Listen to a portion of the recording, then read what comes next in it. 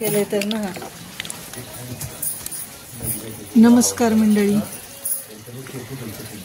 स्वागत आहे तुमचं पुरंदरचा स्वाद या चॅनलमध्ये. तर आता आम्ही आलो आहोत माहेरी गौराई असतात तर आमचे स्नेही आहेत अरुण काका जगताप.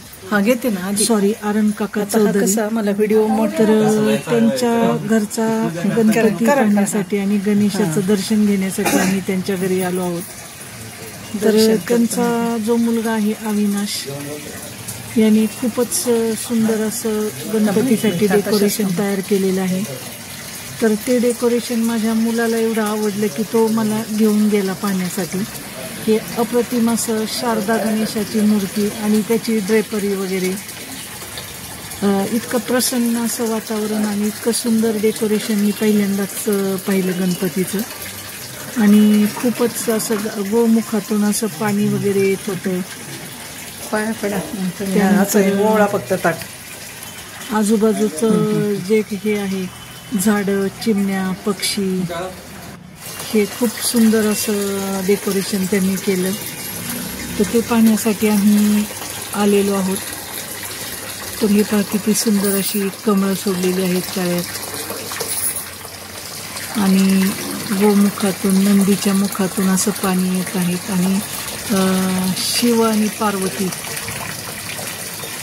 या रूपात गणेशाची मूर्ती आहे आजची, शिव पार्वती.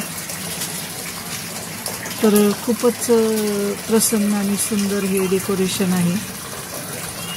ते असं झाड तयार केलेलं आहे आणि त्या झाडावर छोटे छोटे सुंदर पक्षी, पक्ष्यांची घरटी, असं अगदी बारीक सारीक कलाकुसर करून हे डेकोरेशन केलेलं आहे सुंदरसं. तर तुम्हालाही आता यंदा तर नाही आता झाली ही गणपती, कारण माहीत नव्हतं मला. पण पुढच्या वर्षी जर तुम्हाला असं कुणाला डेकोरेशन करायचं असेल तर त्यांचा जो मुलगा आहे अविनाश, त्याचा मी नंबर देत आहे कमेंट बॉक्समध्ये. तर तुम्ही त्यांच्याशी संपर्क करू शकता. आणि अशा सुंदर सुंदर मूर्ती जर तुम्हाला हव्या असतील तर त्यांचा मूर्तींचाही त्यांचा स्टॉल असतो. तर त्यावेळेस तुम्ही पुढच्या वर्षी नक्कीच संपर्क करा आणि सुंदरशा अशा मूर्ती नक्कीच त्यांच्याकडून घ्या. खूप रेखीव आणि सुंदर अशी ही शारदा गणेशाची मूर्ती आहे.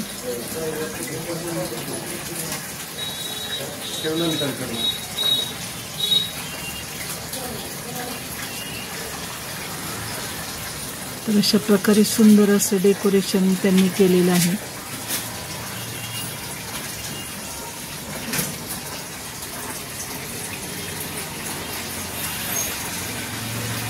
तर हे डेकोरेशन तुम्हाला कसं वाटलं ते नक्की कमेंटमध्ये सांगा.